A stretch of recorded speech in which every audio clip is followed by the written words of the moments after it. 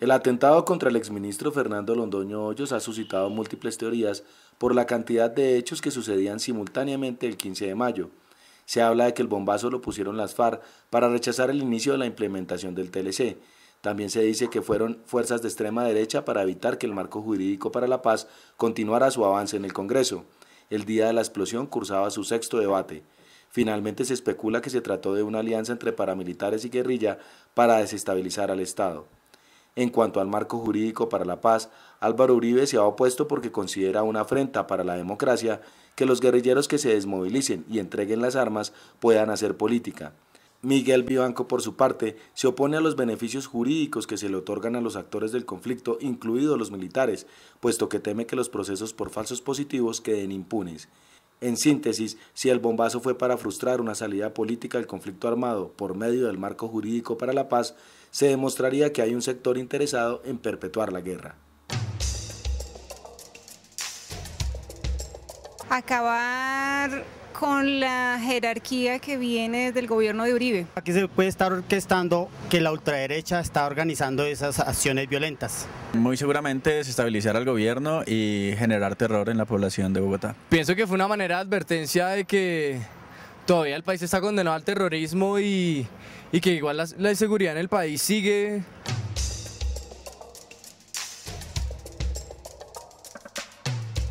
Buenas noches, bienvenidos a Contrastes, porque la realidad tiene diferentes miradas. Este es un espacio creado por la Federación Colombiana de Educadores para que usted en la tranquilidad de su hogar construya opinión. Hoy nuestro tema tiene que ver con el acto terrorista que se desarrolló en la capital de la República el pasado 15 de mayo. Todas las hipótesis que este acto terrorista ha generado en torno a la seguridad, pero también a la aprobación del marco jurídico de la paz en nuestro país. Mucho se ha hablado sobre esto, si es un escenario para generar impunidad en nuestro país frente a actos aberrantes y de lesa humanidad. Para hablar sobre este tema se encuentra con nosotros Ariel Ávila, él es investigador de la Corporación Nuevo Arcoiris. Ariel, muchas gracias por acompañarnos esta noche. Muy amable por su invitación, muchísimas gracias. Ariel, usted ha sido un investigador acucioso frente al comportamiento y al accionar de las Fuerzas Armadas Revolucionarias FARC. ¿Se podría decir que, como lo ha manifestado el ministro del Interior, este es un comportamiento directo de las FARC, el atentado contra el exministro Londoño? Mira, en general ya se empiezan a manejar tres grandes hipótesis sobre quién pudo estar detrás del atentado. La primera versión efectivamente habla de las FARC y más o menos se argumentan tres cosas. Que en los computadores del Mono Jojoy, una vez se el bombardeo a su campamento, se encontró información sobre seguimientos que había contra él y que efectivamente la red urbana Antonio Nariño, el Frente Antonio Nariño, tenía la intención de atentar contra él. Un año antes, en la incursión al campamento de Carlos Antonio Lozada, que es el comandante de este frente, también se encontró información sobre eso. Lo segundo que se argumenta es que efectivamente Londoño, desde el año 2002, incluso desde la propia posesión del gobierno Uribe, se había convertido en un objetivo muy claro para las FARC de atentar contra él. Y el tercer argumento es que, sobre todo después de la marcha patriótica, él había sido muy instigador contra eso, que todo eso llevaba efectivamente a pensar que las FARC podrían ser los autores de ese atentado. Sin embargo, dos cosas son complejas de analizar. Uno, en los últimos 8 meses, 16 milicianos de las FARC han sido capturados en Bogotá. Y todos venían de zonas rurales, es decir, fueron capturados en gran parte porque no conocían cómo se mueve el Bogotá.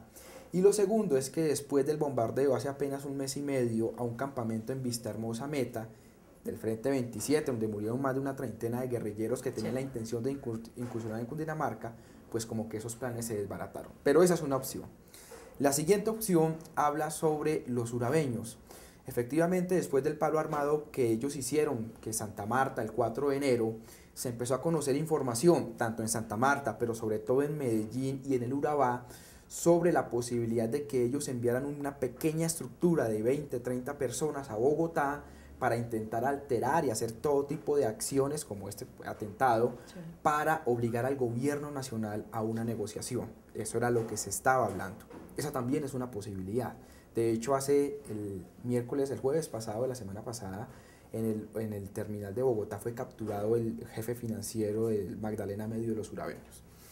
Y la tercer argumento, se habla de la posibilidad de que unos grupos radicalizados de extrema derecha, hubieran atentado contra alguien de extrema derecha, como el ministro Londoño, para radicalizar las posiciones de ellos, sobre todo por el tema de la restitución de tierras. En las regiones es claro, digamos, la resistencia que hay sobre ese proceso. Sí, la persecución y los asesinatos. Y los asesinatos, van 69 líderes asesinados, y por supuesto la oposición al marco jurídico para la paz. Además hay que tener en cuenta que se enfilan baterías, porque ya la discusión para la reelección tendría que arrancar la próxima legislatura. No, increíble, increíble. Se dice, en primera instancia se manifestó que no había ningún tipo de nexo entre el carrobomba que se desactivó en horas de la mañana en el sur de la capital de la República con el acto terrorista que se desarrolló hacia las 11 de la mañana en la 74 con Caracas. Luego las autoridades, las mismas autoridades manifiestan que se empiezan a generar algunos nexos que relacionan todo con las FARC como el autor material e intelectual de esta ola terrorista. Del atentado quedan claras dos cosas. Uno es que sí había la intención de desestabilizar. Es decir, un explosivo que se coloca en una calle tan concurrida, después, digamos, toda la cantidad, más de 50 heridos, los 2 muertos, sí tenía la intención de causar pánico. O sea, eso es lo primero. Después usted vio en el Twitter que una volqueta, que una camioneta verde, que 4 motocicletas, que bombas. Y empezamos después a asociarlo con las protestas que había en la Universidad Nacional, en la Universidad Distrital, el tema del después TLC. Con el del TLC, y después con lo que había pasado con el carro bomba. Pareciera, y eso es lo primero. Lo segundo es que generalmente cuando un grupo de estos está haciendo seguimiento para una acción, un atentado a cualquier persona, estos grupos operan cogen 5 o 6 personalidades y comienzan a hacerle seguimiento. Una vez tienen claro las rutinas de estas personas, actúan. Ese proceso de seguimiento tarda por lo menos, no menos de 2 meses. Es decir, entonces hacer coincidir eso con el TLC, eso es muy descabellado. Es decir, el día que da papaya, perdónenme la expresión, atenta. Sin embargo, sí pareciera que el carrobomba sirvió como señuelo, pero el argumento es muy trillado. Es decir, la policía tenía información hacía 3 días de que ese carro iba a llegar. Apenas llegan, es como si este señor hubiera salido gritando que venía del Huila, que era de la Teófilo Forero, que era de las FARC. Es decir, el argumento realmente, como lo muestran las autoridades, da mucha desconfianza. Sin embargo, sí pareciera que hay una relación como señuelo del carrobomba con el atentado contra el exministro Londoño. Pero eso quiere decir, de alguna manera, usted manifiesta en una pregunta anterior, que quienes vienen de afuera de zonas rurales y selváticas por parte de las Fuerzas Armadas Revolucionarias no tienen conocimiento del accionar del movimiento en la capital de la República. Es decir, que hay un movimiento y se está construyendo, consolidando en Bogotá una fuerza urbana, que es lo que vimos en el atentado contra el exministro Londoño. Hay 3 posibilidades frente a eso. Una posibilidad es esa, que efectivamente, ya sean las FARC o sea otro grupo, hubiera estructurado una mediana red urbana que les hubiera permitido, por un lado, determinar las 5 o 6 personas, haber atentado contra el ministro Londoño, haber preparado los explosivos y haber huido de esta forma con total impunidad, que hoy no se sabe. De hecho, las 4 retratos hablados sobre el personaje son totalmente diferentes. Si usted los ve, no coinciden entre ellos. Entonces, esa es una posibilidad, que cualquier organización armada hubiese creado una estructura urbana. La segunda posibilidad, que yo me tendería a inclinar por esa, pero con mucho cuidado, es que aquí se contrató personas especializadas en esto, exmiembros de la fuerza pública o exmovilizados, cualquiera de esas razones. Y lo digo por 3 argumentos. Uno, la metodología con la que operaron es de personas que tienen un gran conocimiento en el manejo de explosivos, pero sobre todo en el conocimiento de la ciudad. La bomba Lapa que utilizaron, bueno, claro que es novedosa, pero no es tecnología de punta, no es tan sofisticada, pero sí hay que tener mucho cuidado cómo se maneja, porque el imán, si usted lo golpea o lo jala a la bolsa, etcétera, eso sí puede accionarle la bomba. Entonces tiene que tener mucho conocimiento y sobre todo la planeación que hubo, porque nosotros vemos que alguien esperaba en la moto, al parecer, el otro hombre coloca el explosivo, pero no nos han dicho quién fue el que hizo la llamada para accionar ese explosivo. O sea, porque es que mientras el otro estaba colocando el explosivo, alguien tendría que haber estado llamando, porque apenas 15 segundos después, 20 segundos fue cuando accionó la bomba. Entonces tuvo que hacer algo mucho más elaborado. Y lo tercero, el tercer argumento para decir que pudo haber sido gente contratada, es que al parecer el propio alcalde ha dicho manipularon el semáforo, es decir, es claro, porque no se habla de que hubo una, digamos, se bloqueó la camioneta en algún punto para obligarlo a parar en el semáforo, lo interceptaron, digamos, no se habla de eso. Y lo segundo y lo más extraño es que en los 2 meses de seguimiento, o los 3 o los que haya sido, el esquema no se dio cuenta, a pesar de lo fuerte que había sido el esquema para Radio Super y para el propio ministro Londoño. Entonces, esto parece ser un tema mucho más especializado. Hacemos una pausa y ya regresamos en Contrastes.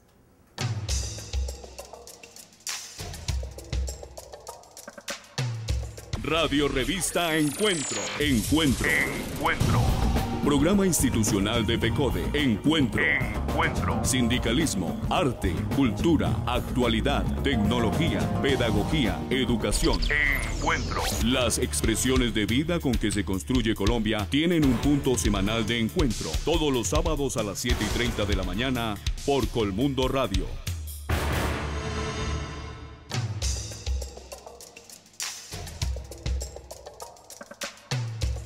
Estamos de regreso en Contrastes porque la realidad tiene diferentes miradas esta noche con Ariel Ávila de la Corporación Nuevo Arcoiris, analizando el modus operandi de este atentado que se desarrolló en la capital de la República el pasado 15 de mayo. En comerciales hablábamos un poco sobre las especificidades, la tecnología, qué tan preparados estaban ellos para desarrollar este atentado en la capital de la República. Hablábamos de las cámaras que se convirtieron en una herramienta básica para determinar el modus operandi y, pues, por supuesto, identificar o sacar estos bocetos de quienes podrían haber participado en este atentado. Ahí llama la atención 2 cosas, y efectivamente una es que la persona sabía que había un sistema de cámaras, porque en ningún momento levanta la cara, ni siquiera cuando está huyendo en ese carrerón tan impresionante que tiene. Cuando cae la persona de su lado, ni siquiera voltea a mirar o levanta la cara. Él sabía que había un sistema de monitoreo, entonces tenía identificadas las cámaras. Lo segundo que llama la atención es que efectivamente tendría que haber habido una zona donde ese explosivo estaba guardado. O sea, no creo que haya llegado en un bus con el explosivo, en un Transmilenio, cargándolo desde donde lo hubiera cargado y después instalarlo. Tendría que haber un sitio donde lo tenían que estar almacenando y luego llevarlo a instalar. Y lo tercero que llama la atención es que, digamos, conocemos el de la moto, conocemos la persona que instala, pero no conocemos las demás personas que participaron en ese posible atentado. Por lo menos tuvieron que haber habido 3 personas más. Alguien que hubiera accionado ya esa llamada telefónica, control remoto, la bomba, un plan B, otra moto o otro carro que recogiera a esta persona, por supuesto, y un plan C, que en caso de que quedara herido uno de esos, lo tendría que haber rematado. Entonces, no es claro aún, es muy confuso porque no se tiene mucha información, es decir, que sí hubo una preparación impresionante a eso. Porque uno se pregunta si hubiesen querido acabar con la vida del exministro, pues lo habrían rematado, ¿no? Y no suena muy horrible, eso, pero si el atentado iba directamente a ser eficaz, a acabar con la vida con el exministro, pues habían estado prestos a ver si salía o no salía. Era una camioneta blindaje 3, que 3 o 4 kilos de ANFO no hubieran causado todo el daño. Entonces, efectivamente, yo creo que fue otro tipo de explosivos, un tipo de explosivo industrial, cualquiera hubiera sido. Y lo segundo era efectivamente ese, que no hubo ninguna estructura o ninguna persona que hubiese rematado la persona. Entonces, ahí empiezan a entrar las conjeturas y las dudas. Lo cierto es, y yo creo que hay 2 mensajes de fondo. Sí hay una intención de desestabilizar al gobierno nacional y al gobierno de Gustavo Petro. Hay círculos regionales radicalizados que no ven con buenos ojos la restitución de tierras, que no ven con buenos ojos el marco jurídico para la paz y que no ven con buenos ojos a Gustavo Petro. Entonces, eso yo creo que sí queda claro porque se intentó causar pánico, generar violencia, etc. Y lo segundo que queda claro es que la reacción de las autoridades de policía, si bien fue rápida en el momento de los hechos, es muy descoordinada en las versiones que hay.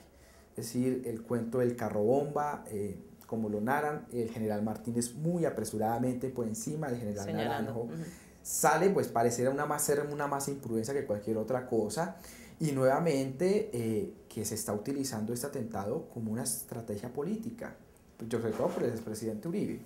Sí, allá iba, ¿no? Un poco como en medio de todo este drama y del atentado, en medio del caos, la confusión y el miedo, que finalmente es lo que genera este tipo de atentados en la comunidad, empieza a satanizarse, a estigmatizarse. En ese mismo día específicamente se iba a realizar la votación del marco jurídico para la paz, que finalmente termina dándose con una votación extrema, más de 140 y pico votos contra 7.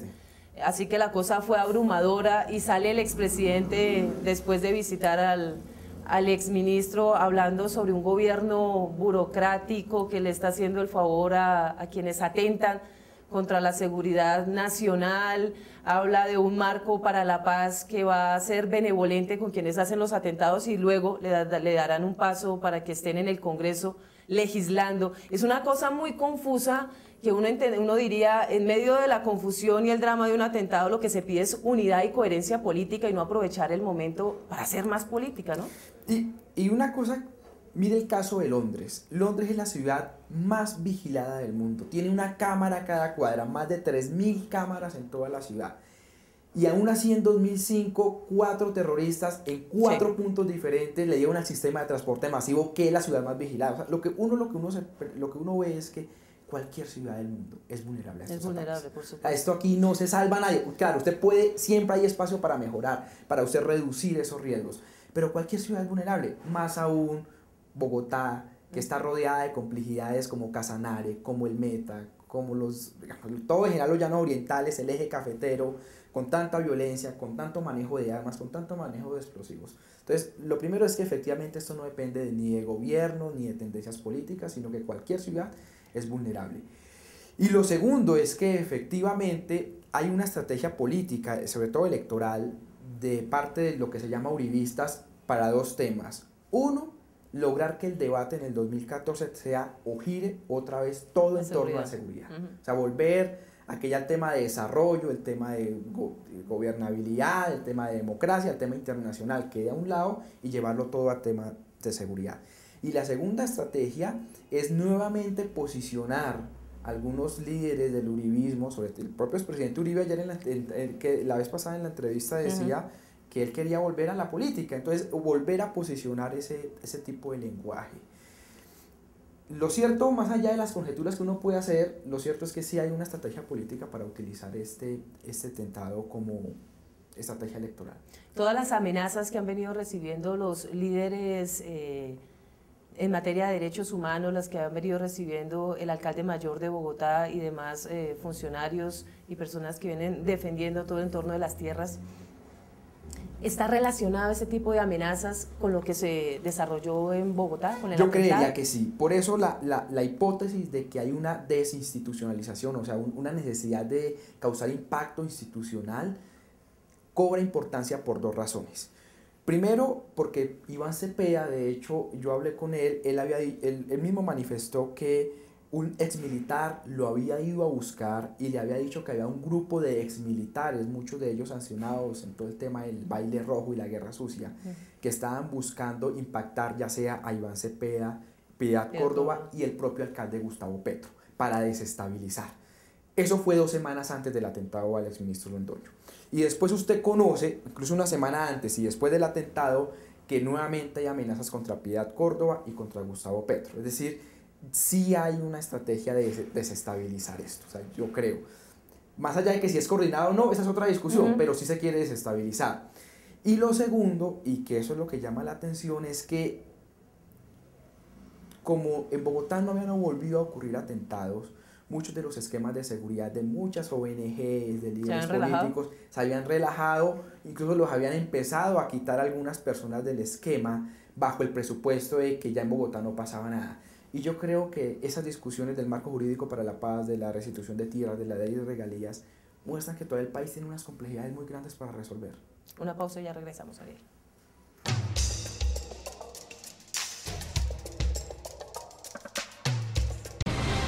La magia de la radio por internet conecta al magisterio colombiano. Escucha nuestro programa Encuentro a través de la página www.fecode.edu.co. Voces de actualidad, temas de interés, opiniones y música. Haz clic sobre el icono Radio FECODE y accede al sonido de la educación colombiana.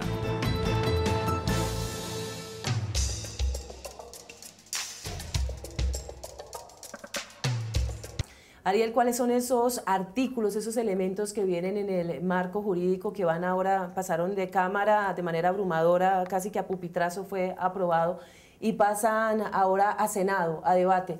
Ese marco jurídico para la paz, ¿qué tanta controversia ha generado, ha suscitado? Mira, realmente se le ha hecho yo creo que muchos de los que han hablado del marco jurídico para la paz no lo conocen, digamos, eso es lo que uno dice, porque las posiciones son dos.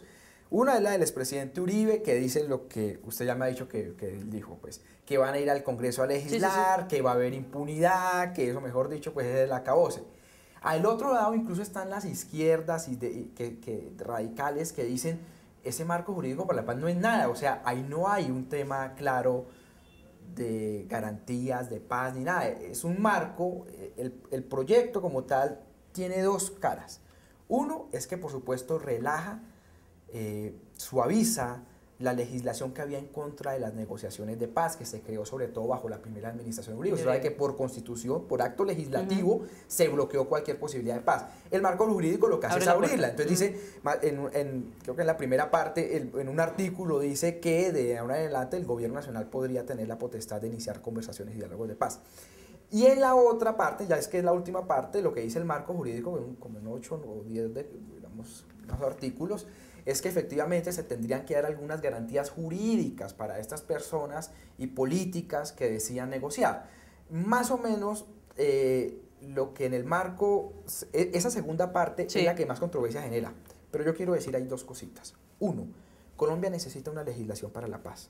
Es decir, nosotros, imagínense el día que aquí venga Timochenko a querer negociar y diga, no, devuélvase otros 2 años al monte mientras hacemos algo sobre constitucional. Colombia necesita, por supuesto, una legislación de paz.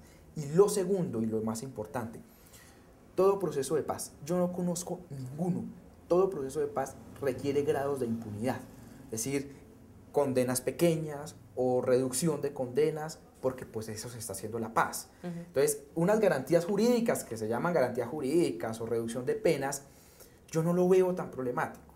Ahora, falta que eso no se banalice ni que se pueda vulgar, pero lo cierto es que yo no conozco ningún proceso de paz donde no haya impunidad, pues en todos tiene que haber. Pero ¿cómo hacer que esto no se convierta en una posibilidad para revivir estos escándalos de las reincorporaciones de los paramilitares, se vuelvan reincorporaciones ficticias y demás? Es que ya venimos con unos antecedentes en búsqueda de la paz y demás que han sido desastrosos, infortunadamente. Esa es una de las discusiones, porque lo que dice el gobierno nacional es que el modelo de desmovilización individual y colectivo, primero, no desmovilizó a los que tenía que desmovilizar y desmovilizó a los que no tenía que desmovilizar, es decir, a delincuentes comunes, etcétera, incluso jóvenes que habían reclutado las últimas semanas. Sí. Y segundo, que no redujo la violencia. Digamos, esos son los argumentos que son bastante fuertes, de hecho. Lo que se dice ahora con este marco jurídico para la paz es que no, vamos a negociar con las estructuras, negociamos con ellos y negociamos el paquete completo, porque de forma individual vemos que los factores de violencia vuelven y llevan a estas personas a esos círculos de violencia. El mejor ejemplo es que de comprobarse el carro bomba, que fue detenido a las 5 de la mañana por la policía, las horas antes del atentado al ministro Londoño, la persona que iba manejando el carro dice que es desmovilizado del Frente Séptimo. Pues ahí está, o sea, si se comprueba eso, está que muchas de esas personas vuelven a esos grupos a delinquir porque las condiciones y el contexto no modifican. Ariel, lo invito a usted a nuestros televidentes a escuchar nuestro editorial. Yo no creo que este atentado vaya a tener ninguna significación a medio y largo plazo. Pese a que 2 personas perdieron la vida y otras resultaron heridas, algunas graves, este será un acto terrorista más que al final de año engrosará las cifras, porque el gobierno actual está decidido a sacar adelante el marco legal para la paz contra viento y marea, y de todas maneras tampoco justificaría echar atrás una política de un gobierno por un solo acto terrorista. Eso sería como claudicar ante los criminales. Con lo cual, pues no creo que varíe. Como digo, por un lado Santos va a sacar su política, va a intentar acercarse a las FARC, la guerrilla va a seguir cometiendo atentados terroristas porque le da buenos réditos.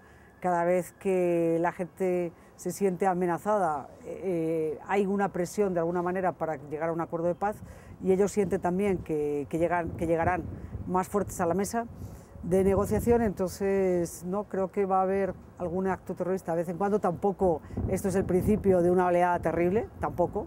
No ha ocurrido en el pasado, no creo que vaya a empezar ahora, pero como digo, desgraciadamente no dejará de ser una cifra a fin de año.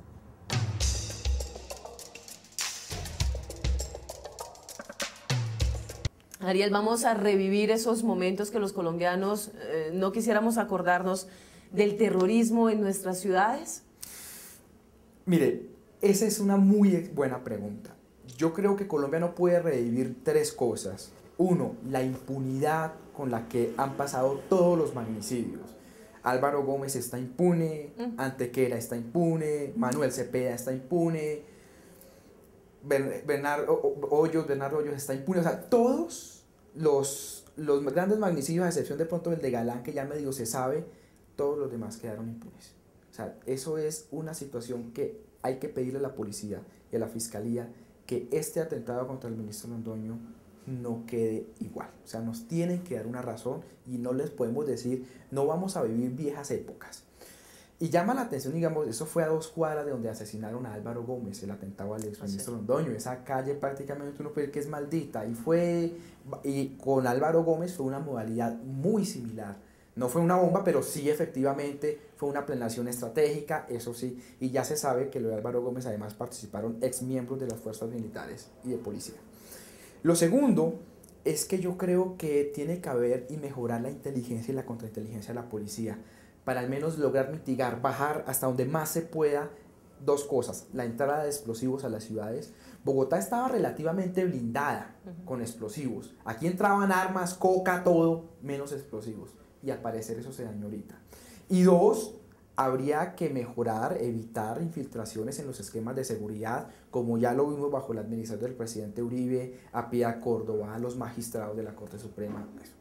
Y lo otro es que yo creo que tiene que haber una reacción ciudadana.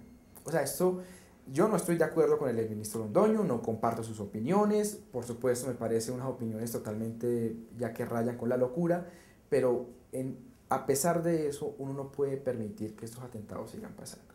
Yo creo que aquí sí requiere una participación ciudadana, no solo en la denuncia, sino sobre todo en rechazar este tipo de atentados. Bogotá, en general Colombia, no puede revivir estas épocas otra vez de magnicidios.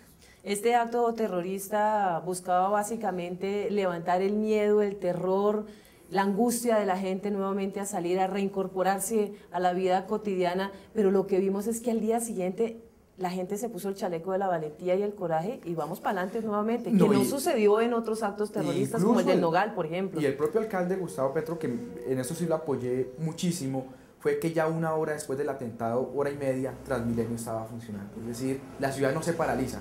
O sea, con cuidado, o repudiamos esto, pero la ciudad sigue marchando. Yo creo que ese es el mensaje que hay que mandar. Y ahí una responsabilidad también por parte de la ciudadanía, y usted lo menciona, es el rechazo. No aportarle más al miedo y al terror, sino rechazar de manera contundente este tipo de actos. Porque eso es lo que quiere el grupo que actúa, es eso, generar miedo y rechazo. Eso es lo que busca. Y lo importante es que eso no se logre. Ariel, muchísimas gracias por acompañarnos esta noche. Nos reencontramos el próximo lunes, 11 de la noche, por el canal 1 en Contrastes, porque la realidad tiene diferentes miradas. Buenas noches.